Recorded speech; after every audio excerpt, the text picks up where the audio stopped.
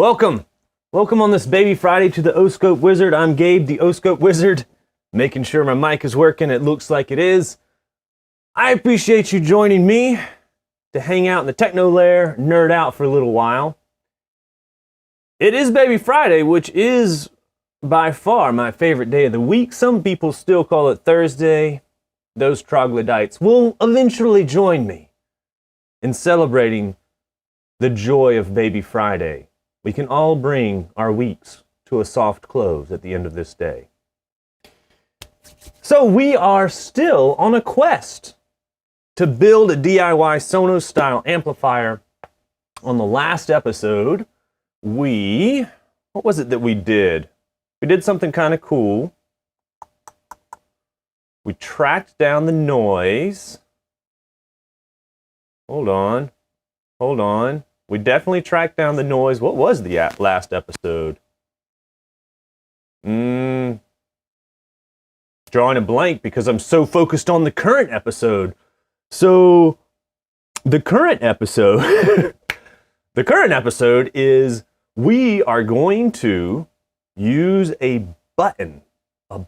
So our volume knob also has a hidden button feature. There were a couple of outputs on our rotary encoder, and one of the outputs was a button. So we're going to use this button to switch external inputs. I would like to have the ability for my amplifier to support an external input. Somebody reminded me in the chat. We enabled sleep mode to get rid of the angry cicadas in our speakers. And as I have found out a lot about angry cicadas, which I think is going to be my stand-in word for electromagnetic interference, EMI, more commonly known as EMI. Should be known as angry cicadas, because that is what it sounds like on a speaker. So our speakers kept hissing, and we were able to have the Raspberry Pi disable our amplifier while nothing is happening, which both saves power and cuts down on spurious noise. But it is kind of a fake cut down, because as soon as you apply power, some hiss comes back into the speakers, and that is going to be something that I want to explore further down the road. Today, we are using a button to switch inputs. Let's get into it. So here is the title of the episode. I want an external input and I have a button. So can I use some magical Python code and the Raspberry PIO to switch inputs? Can we make it happen? Let's open up the box. So I have my box over here, my fancy wooden box that I purchased off Amazon. We open up the lid, get the lid out of the way, and let's go over what I have connected for today's episode. You know what? I can even turn the camera so you can follow me. Follow me, children, to story time. I have some probes on the speakers. I just like probing the speakers for noise, because as I switch external inputs, I kind of want to see what's happening to the noise, and if it gets worse or better, or I don't know, man. I got a bunch of probes, so why not probe a bunch of stuff? So the other things that I'm going to probe, and I have a probe right here. This probe is connected to the button. So here's my volume knob. When I press this knob, the button is activated, and the probe is looking at the button. That's going to be pretty important to figure out, is the button normally high? Is the button normally low? How long does the button last when you press it? How long does the press last? Is it debounced, or when you press it, does it go up and down and up and down and up and down, and we're going to have to take care of that in software? I don't know. We'll check it out. And then I have a second probe. So this probe, you can see that the box has changed quite a bit. So I have two DC to DC regulators now, not one. I have added a second one since the last episode. I have one for my 3.3 volt supply and one for my 5 volt supply. I'm doing all that I can to not allow the Raspberry Pi to be my power regulator, because it is bad. It does provide voltages, but man, if you have to do anything with analog circuitry and you are concerned about noise levels or EMI, the Raspberry Pi's power rails are super dirty. Lots of angry cicadas on those. So I did a foolish thing, which was to put this Raspberry Pi over here beside all of my sensitive analog inputs. So, and that is causing a hiss. So I'm going to have to redesign the layout of this box. But in the meantime, I do have right here some relays. So these relays act as a switch. It's just a switch that you can automate. It's just like a regular mechanical switch, except it has a digital input that allows me to either turn it on or off by sending a 1 or a 0 to the input.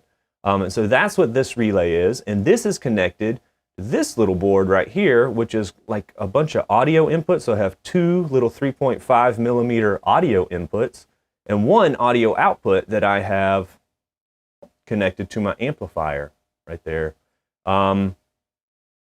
What I would like to do is have the Raspberry Pi control this relay, and this relay will switch from the internal audio input from the Raspberry Pi or from the external audio input, which today is just going to be this wire that I'm going to plug into an iPad that I have sitting over to the side there. You can see my cool shorts, got cool shorts on today.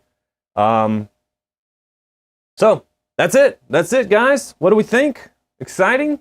Can we make it happen? First things first, let's take a look at how the button operates in using my oscilloscope. So I want to see whether or not this thing is high or low, or when I press the button, what happens. So I'm probing it on channel 1. So if I go over to my oscilloscope,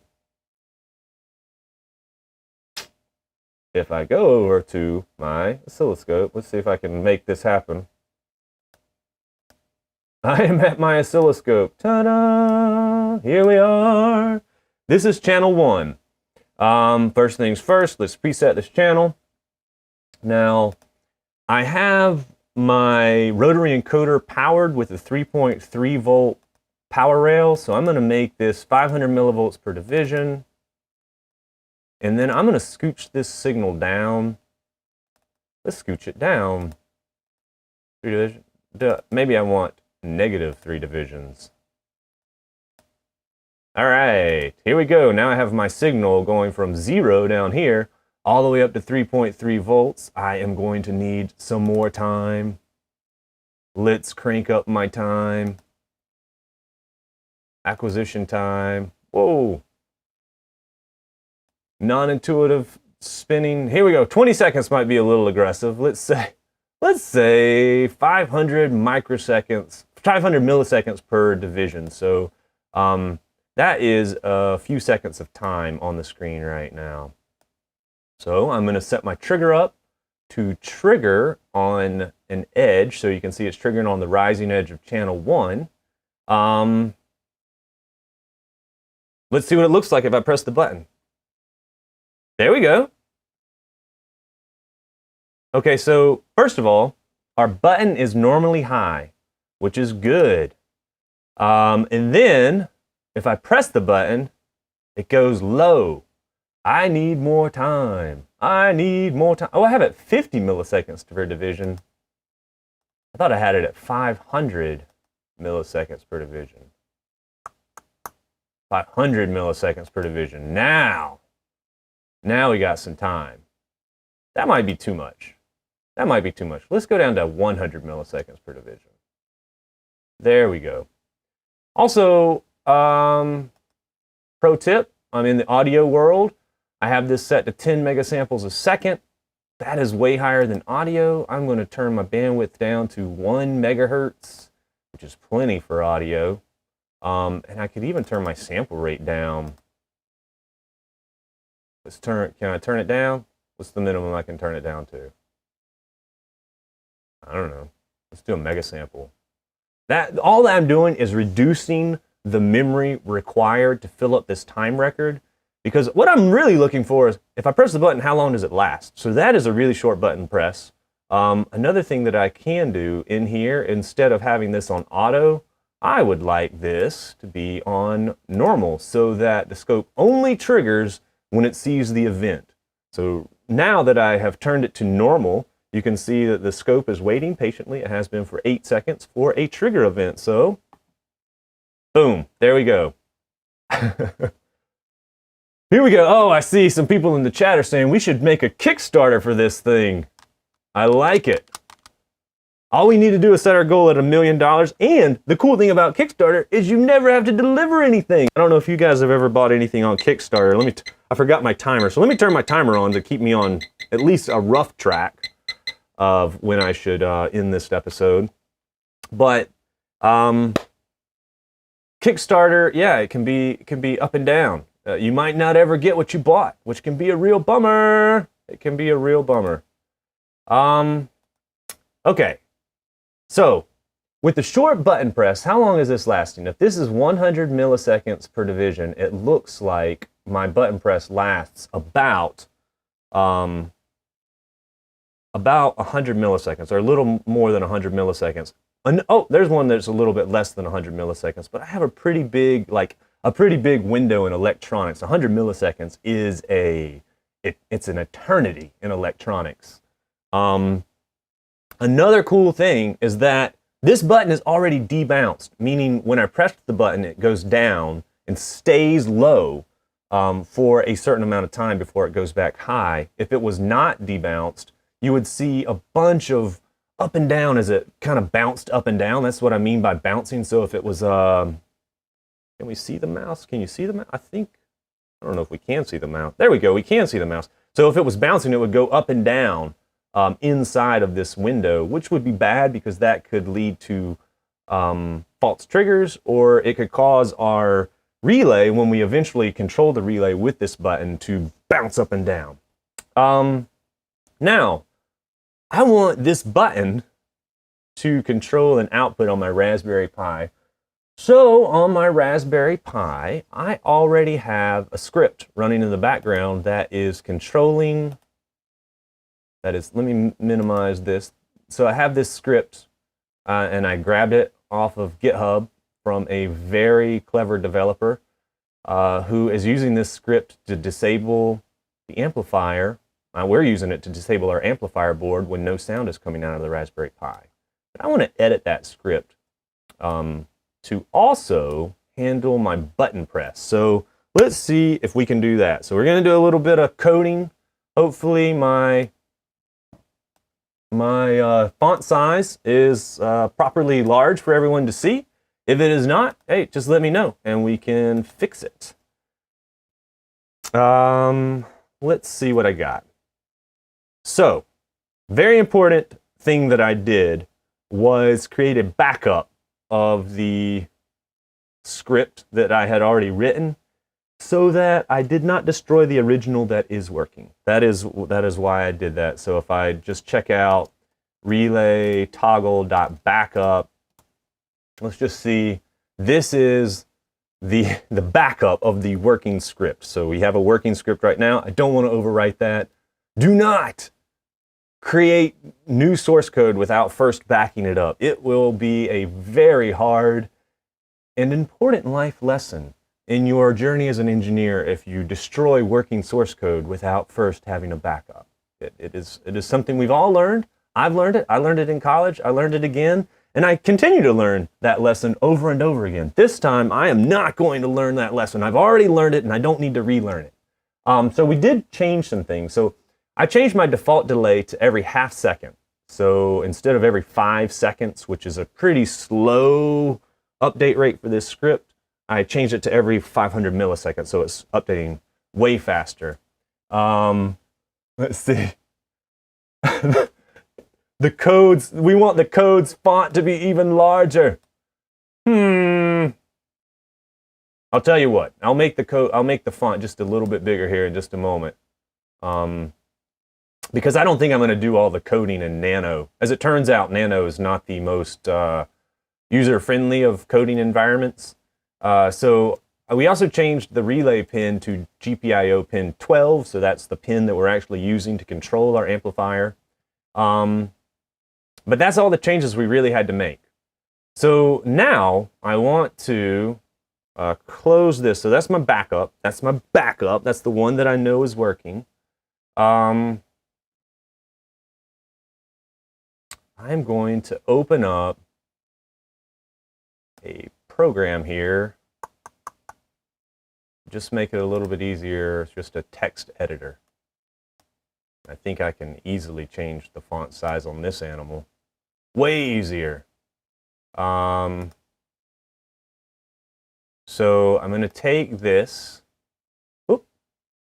So this was the original, backup of a backup. Copy it into the text editor. Copy it into the text editor. There we go. Make our changes that we already made. So 0.5. Change the GPIO pin to 12. Probably make this font a lot bigger. Let's see if we can make the font bigger in this thing. I believe that I can.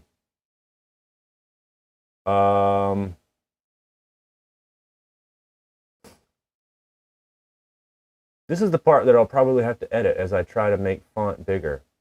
Why can I not figure this out?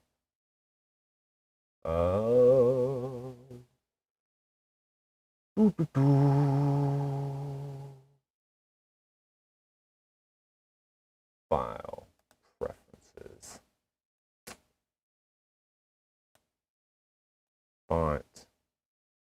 Let's make this something. Oh, there we go, guys. We'll be able to make that a little bit faster in the post. So I am importing rpi.gpio as GPIO. And I'm importing the OS and I'm importing time. And here I have set up the relay pin, which is pin 12, as a GPIO output. I would like to make a couple of more definitions right here. So I'm going to make a button pin. So this is going to be my button. And I have it tied to GPIO pin 4. So I'm just going to write a comment, GPIO pin in BCM. So I'm just copying the commenting format that the previous developer had just to keep things straight. And I would like to have a switch pin. So switch pin is going to be pin 6. That's what I have it connected to on the Raspberry Pi over there behind me. That is also what I'm probing. So I'm probing both pin 4 and GPIO pin 6, which of course is not pin 4 and pin 6. It's really weird, which is I have a little shield over my GPIO pins that have labels on them so that I can see which pin is GPIO 4 and GPIO 6. That is a pro tip that you could steal that pro tip, please. Okay, so now I want to do some setup. So let's set up these pins. So I'll do GPIO pin, button pin, as an GPIO dot in. Instead of out, I'm going to have it as an in. And then because that is going to go into the Raspberry Pi to detect the button press. And then I want the GPIO switch pin to be an out. Right? So I'm going to send a switch. So the output will control my relay. So that switch pin is going to control my relay. So I need to go out. Do I need anything else? I don't think so. I will say that I did this. Let's open it real quick. Oh my goodness, do I have Python on my computer? Oh, I do. At some point, I have installed Python on my computer. I don't know why I'm using TextEdit. There is a question, am I using external pull-up or pull-down resistors with the switch? No, I'm relying on the internal pull-up and pull-downs on the Raspberry Pi. When you define this thing as an output, it seems to default to low, so when you turn it on, it just goes low. But we might need to figure that out. I'm going definitely on the way the amplifier pin was behaving. It defaults to low with an internal pull down resistor in the Raspberry Pi. So let's see if we can make something happen. So let's add some code here. What I could do is just delete all this code and just work on my simpler code, which is why you should keep backups. But I think what I can do is add a new if statement. Uh-oh. You need to enable it because GPIO inputs do not enable the resistor by default. Oh, on the input. So you're saying on the GPIO input. You know what? The rotary encoder pulls it high externally. So the GPIO input is being pulled high externally by the rotary encoder itself. If I have to enable the internal pull-up resistor on the GPIO, then I definitely will. That is a really good point. So what I would like it to do is I'm going to disable this for a second. I'll probably before I delete it, I'm going to keep it there so I can see how to my nomenclature. I got a bunch of you know what? Coding in front of people is a little weird, but I'm going to try it. It is very weird. Everybody is better at it when nobody is watching. So if GPIO button pin. So one thing that I know is that my button pin, my rotary encoder's button is normally high. So on a button press, it goes low. So what I need to do if I want to detect a button press is to say if not GPIO input pin, meaning if the pin is 0 and not 1, then that means the button was pressed. And I would like to, let's see what I want to do. I would like to activate my relay pin. So basically, I just want to say GPIO.output. No, my switch pin, not my relay pin. Switch pin to 1.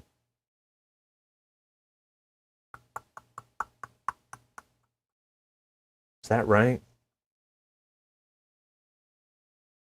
No, I need 2. I need 2.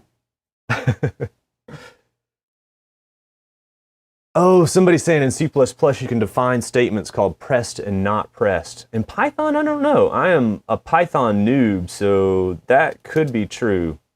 That could be true. I just do not know. I do not know. I wish that I did. I need to, let's define one more variable. So before, this gentleman was using current state is equal to false, and he was switching current state from false to true. So I can do that. I can do something like external switch state is equal to false. So that is how I can track this with a Boolean variable in here.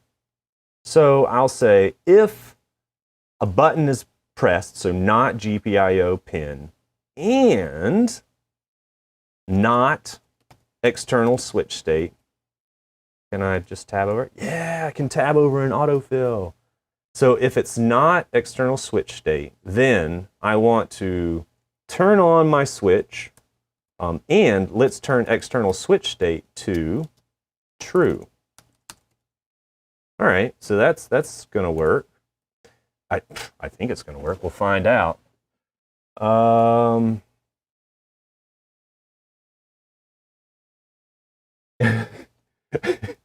Side seat coding, a lot of side seat coding in the comments.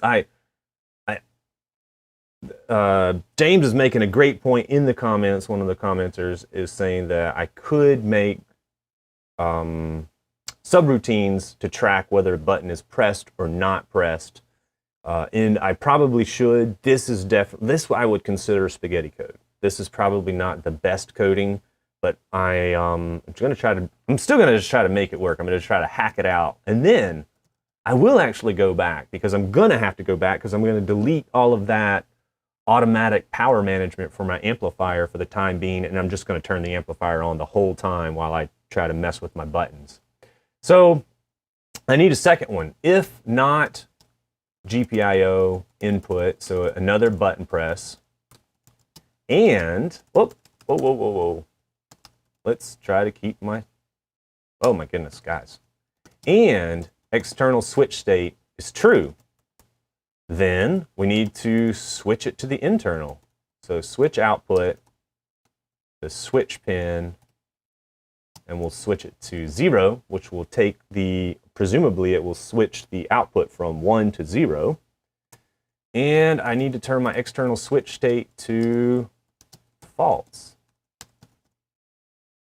It does make it a little bit, okay, good. Okay, so this is enable external enable external audio input. And this is enable internal audio input. Is that I don't think so. There was a comment to say, am I trying to write a debounce routine? I am not trying to write a debounce routine, because thankfully the button itself is already debounced. I am just trying to write a routine that when it detects a button press, it turns a pin on, and when it detects another button press, it turns the pin off. So just doop, doop, doop, doop. That's it. You know what I also need in here? I need this sleep routine, just so that I don't get so out of control with the Raspberry Pi monitoring that button, just like the button change, and it'll slow everything out. All other routines will be brought to a halt while the Raspberry Pi monitors this button. So I'm going to, every time I run this, I'm going to have the routine sleep for a little bit. I could probably write multi-threaded code so it would not do that. But I don't think I need to do that right now. So the first if statement, if it detects a button press and the external switch is set to false, then I need to enable my external audio input. And if the external switch is set to true, then I need to enable my internal audio input. So I have an external audio input and an internal audio input. I could probably explain that better, given more time. I do have 1 minute and 56 seconds left. All right, so we have this code written. I'm going to delete this, and I'm going to leave this last else statement because, you know, it's cool. It's cool. Else, don't do anything. You know, if the button wasn't pressed, don't do anything. We'll wait. So this is how the loop will run. So if it detects a button press, it will attempt to switch that output pin. So let's see if we can make all of that happen. So we already have our code backed up. We have the backup. I'm going to take this code, much of which now is immaterial because it is dealing with different things. I'm going to copy it. So let's copy it. And oh, where's my terminal? There's my terminal. I'm going to adjust this relay toggle.py, which is running as my service in the background. And, oh, you know what? I'm not going to adjust it. I'm going to, first of all, I'm just going to remove it and make a new file entirely. So just delete the old file and make a new one. And let's copy it in there. There we go. Let's see if it works. So I have a button input. My button is pin 4. I have a switch output. My switch output is pin 6. I have these defined as inputs and outputs. And I also have this variable that is keeping track of whether it needs to switch high or switch low. And then I have a, whoa! Oh my gosh, okay. Okay. 5 minutes left! I was 5 minutes left, I think. It might be a little bit more than 5 minutes as I try to make all of this happen. We'll see. We'll see if I can make it happen. But I have, so I was back to the if statements, tracking the buttons. Let's save it. And yes, we would like to save it. And then I want to restart my service, which is sudo service relay toggle restart.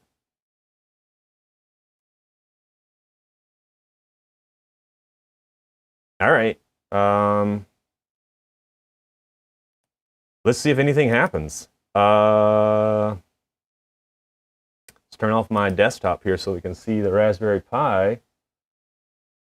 First of all, I'm going to move the pin that was controlling the amplifier's power over just to a power rail, so it's just always on. So now my amplifier is turned always on, just so something will be happening. If I press this button, does anything occur? No! I have clearly not done something properly. Okay, well that's okay. Let's check my scope. Where is my scope? Here's my scope. Let's see my button. So my button press, still working like a champ. Still working like a champ. And channel 2 on my oscilloscope is connected to the switch output. So I'm going to make this 500 millivolts per division to match my button, and then -3 divisions. Now my button press and my channel. Oh my. Okay, so let's just, as an experiment, I'm going to disconnect my relay input. And let's see what happens here. It is low. It is never turning high. What have I messed up? What have I messed up? Something.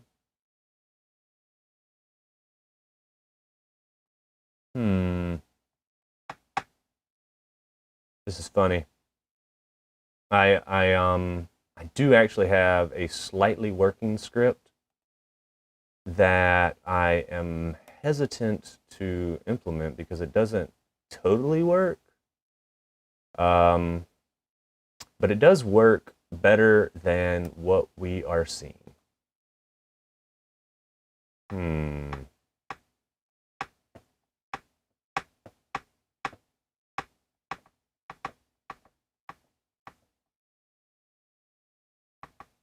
I think I might try it. I think I might try it. So let's go to my desktop again here. Oop. There we go. There we go.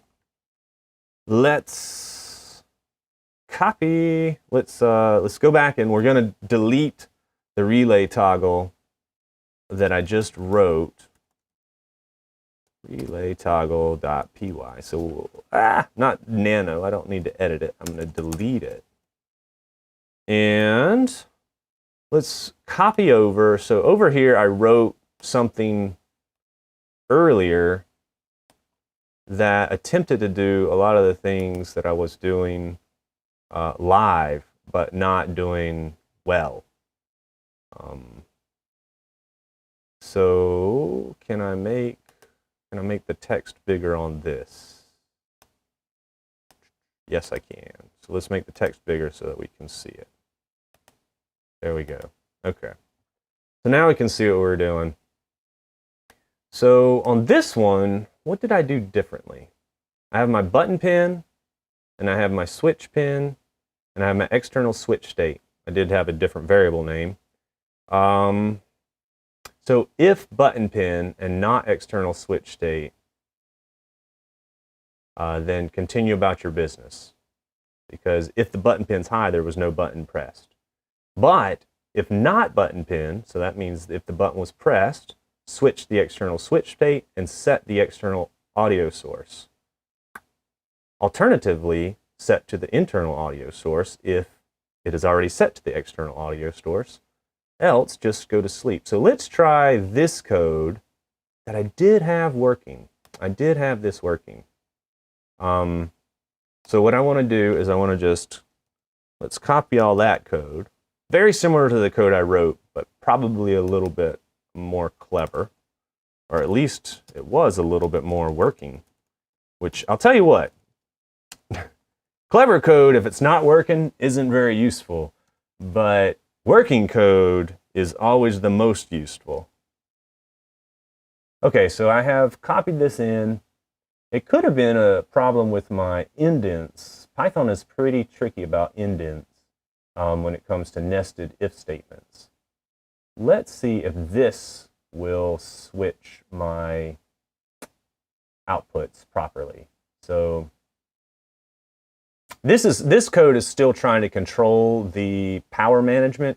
I was not able to get that working. I still have to work a little bit more on that.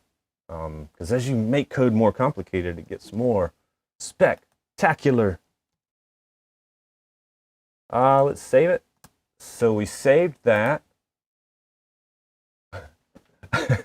Clever code that does not work is not clever. That is a very good observation from the chat.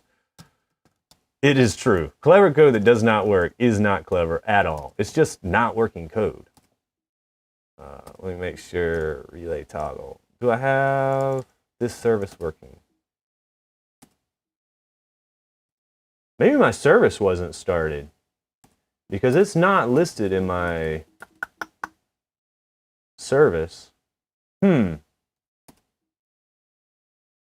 could be that when I did restart, it is not doing what I think it's doing. It could be that it's not actually restarting the service. That could be. It could be as simple as that.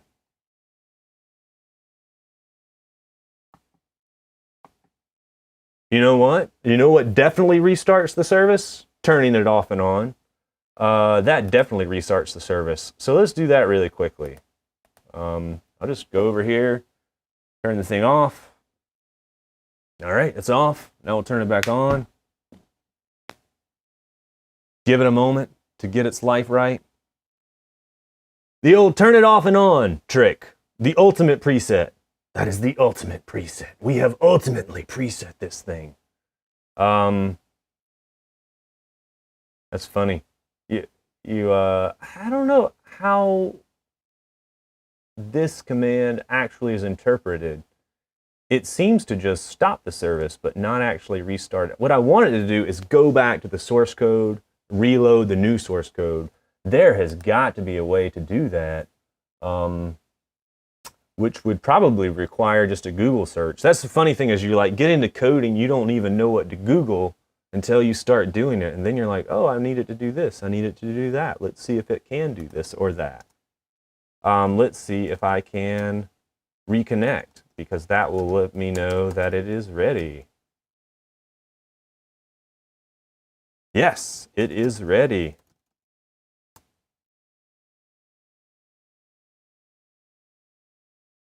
I think. Yep. All right. Okay. let's check out the oscilloscope and see if I toggle pins. Does it actually work? So we have the oscilloscope. Channel 1's my button. Channel 2 is my switch output. Look, it's working. I don't know, the restart command is not doing what I think. That's ultimately what it is. So button press, there we go. So it goes, I press the button and you can see my external input pin is going from low to high, and then high to low on a button press, and then stays low for some reason. I clearly have something wrong with the algorithm. Something's wrong with the algorithm. But it is occasionally switching. So let's connect it. So what I'm going to do over here, connect back up my relay. So here's my relay right here. Let's connect it to the output, the GPIO 6, and let's see. It switched. It's switching. Can you hear it click? Click, click, click, click. The turn-in, clearly I need to massage this a little bit better, but it is turning off and on. Let's just see if I can get some external audio going. So here is so this is going to be internal audio. It's set to do internal audio. So I'm just going to connect via AirPlay. Same song I always listen to. All This Is Yours by YL.